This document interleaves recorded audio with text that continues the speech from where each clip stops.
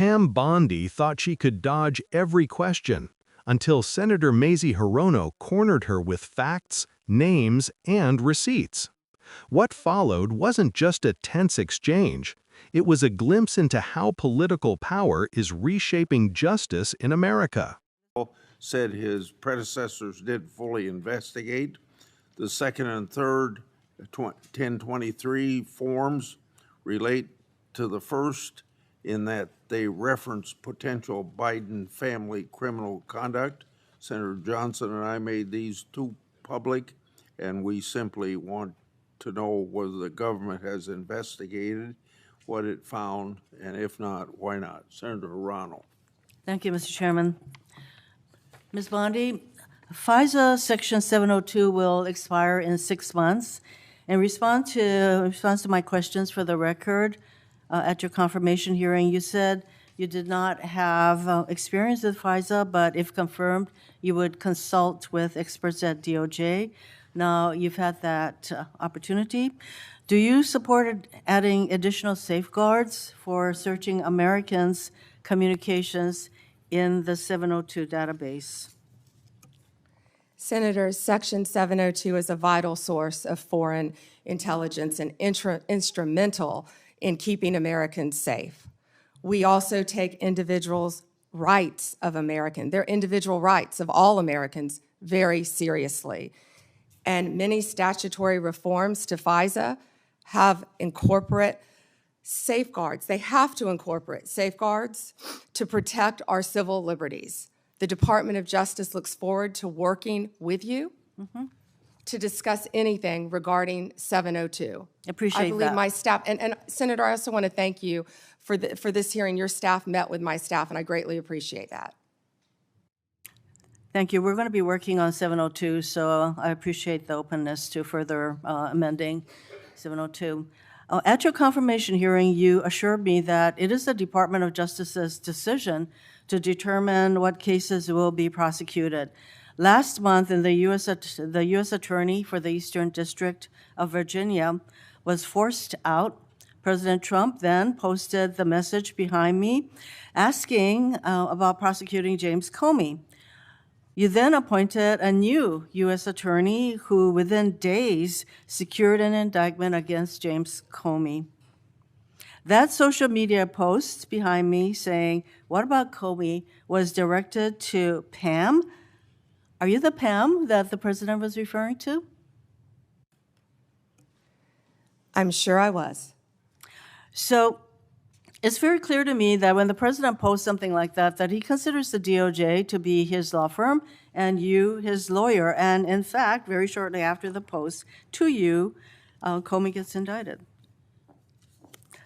Last year, President Trump's new border czar, Tom Homan, was videotaped taking a bag with $50,000 in cash from undercover FBI agents after suggesting he could help with government contracts. Sounds like a bribe. 2 weeks ago, DOJ officials reportedly shut down the bribery investigation into Mr. Homan. Ms. Bondi, did you approve closing the Homan investigation, bribery investigation? Just get rid of that. Senator Hirono, as I stated earlier, the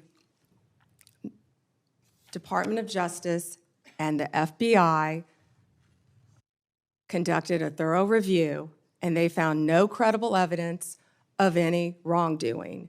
You were also on video outside the White House protesting with a group called CASA, where Antifa members were. Does that mean you're a member of Antifa?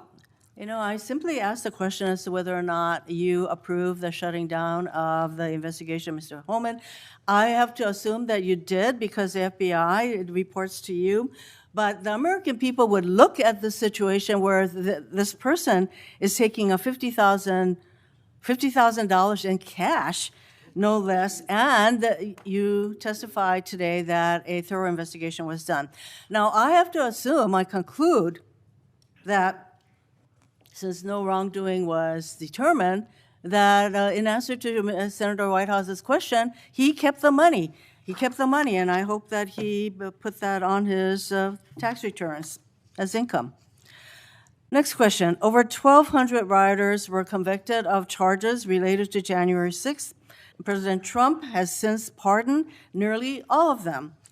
As if that weren't enough, last month there were reports that a lawyer for the January 6th rioters met with senior DOJ officials about setting up a compensation fund like the one that Congress set up after 9/11 to compensate these rioters. Ms. Bondi, is anyone at DOJ considering setting up a compensation fund for January 6th rioters? Yes or no? Senator, I have had no meetings or discussions about a fund. So would you support such a fund? Would you okay such a fund? Senator, you can send me the information on the fund, and I'd be happy to look at it. No, but do you think that's a good idea this is what I'm getting at. Because to actually set up a fund and to have people talking with your senior people at DOJ, political people, about creating a fund, and you won't let us know what you think about that, that's pretty unbelievable. On January 30th of this year, the Trump DOJ's Antitrust Division sued to block the merger of two tech companies. Then, well-connected lobbyists met with your political deputies who overruled the career staff and approved the merger. So there's a settlement on that. And separately, DOJ sued Ticketmaster last year for monopolizing concert tickets and forcing consumers to pay outrageous fees. Ticketmaster has hired the exact same lobbyists who met with senior DOJ political people regarding the merger of the two tech companies.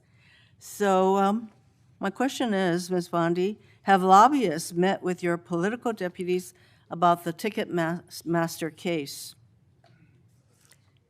Senator Hirono, as I stated earlier, I am not going to discuss anything that is ongoing. Gail Slater runs the antitrust office, and Gail Slater, if I can finish, Gail Slater is doing an incredible job running my antitrust unit. It's highly likely, Ms. Bondi, that the same lobbyists who met with your people and basically got rid of the antitrust case. Senator, I don't think a lot of people like that you were out protesting with Antifa. Right now. Next question. You have fired dozens of career prosecutors because they worked on cases involving President Trump or January 6th rioters. For example, one career federal prosecutor who secured over 100 convictions in Florida. He also spent time in D.C. prosecuting January 6th cases. He received an outstanding review only 2 days before you signed a memo firing him. The memo cited no reason for his firing. Are you firing career prosecutors solely because they worked on cases like January 6th that the president doesn't like? Senator Hirono, I am not going to talk about personnel matters with you. Well, we all know that hundreds of career prosecutors have left the DOJ, and literally hundreds, we're told. Yeah, Senator, are you familiar with the one that threw a sandwich at an ICE officer? Are you a Homeland Security officer? Here is the Are you familiar with the one who went out on her lunch break and was making obscene gestures? Would you say that DOJ losing these career prosecutors and the thousands of hours of experience they have prosecuting criminals, that is not a reassuring situation? Senator, many employees took the fork in the road and resigned. DOJ is hiring committed prosecutors who will actually come into the office and work and not work remotely and prosecute violent criminals around the country and terrorists. And I am very proud of the work all of our prosecutors I'm running out of time, so I think you should stop with your continuous interruptions, in my opinion. Mr. Chairman, I just want to close by saying that what was once the Department of Justice has become the Department of Revenge and Corruption. Rather than pursuing cases without fear or favor, this DOJ seeks to favor the president's friends and instill fear in his alleged enemies.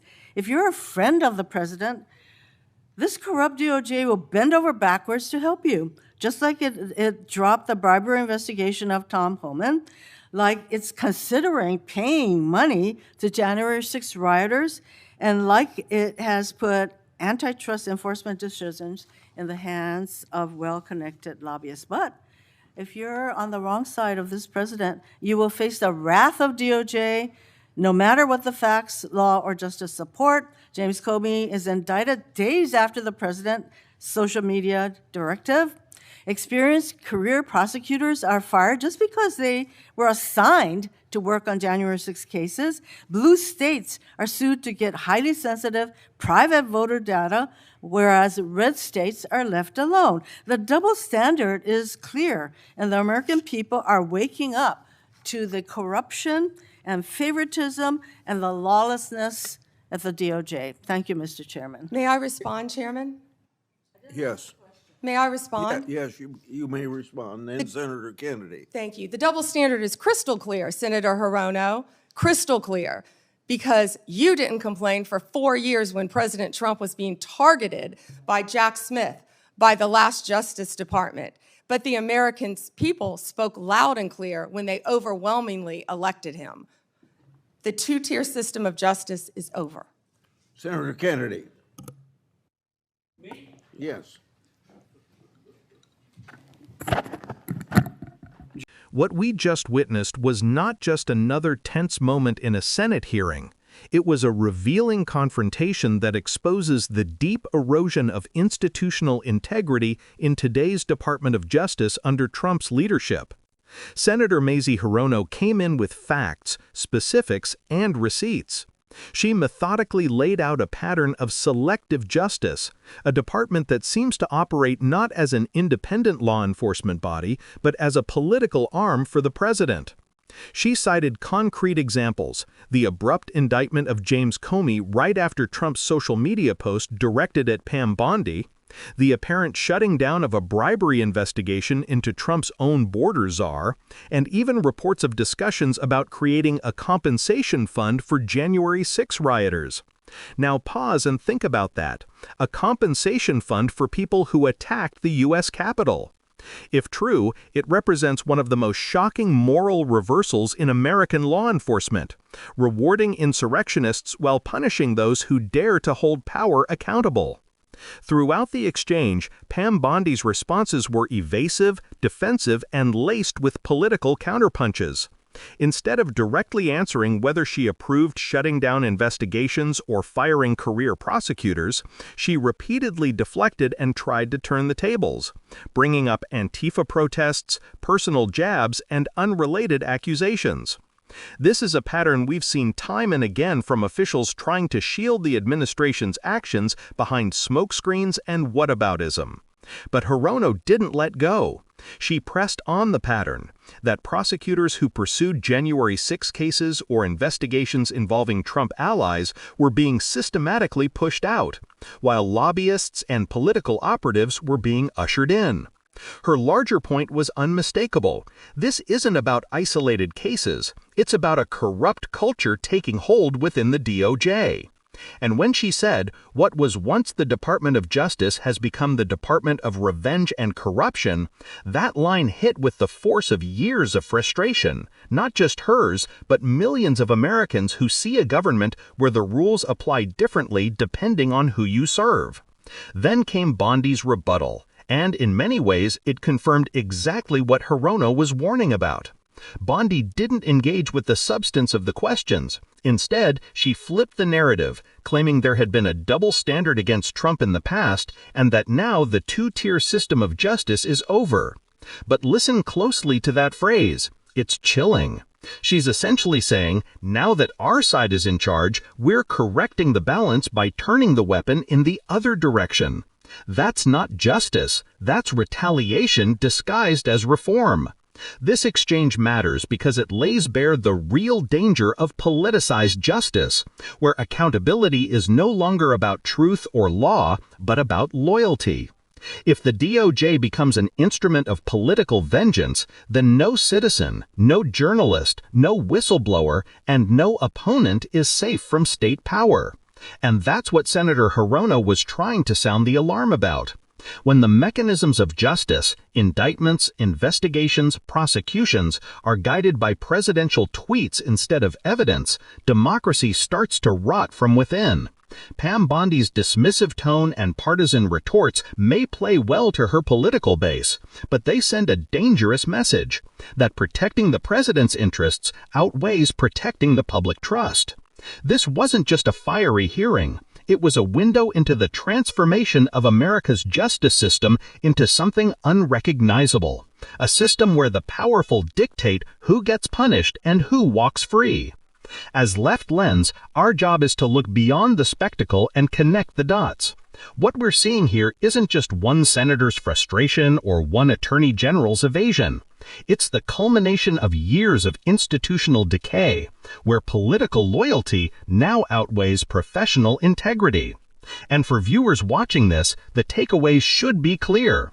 When justice becomes partisan, when facts no longer matter, and when truth itself becomes negotiable, democracy doesn't die overnight. It corrodes, piece by piece, hearing by hearing. That's what makes exchanges like this so important to analyze, because beneath the shouting and posturing lies a question every American should be asking. Whose justice is it really? If you found this breakdown insightful, don't forget to like, share, and subscribe to Left Lens, where we cut through the noise, challenge the narrative, and shine a light on the forces shaping our democracy.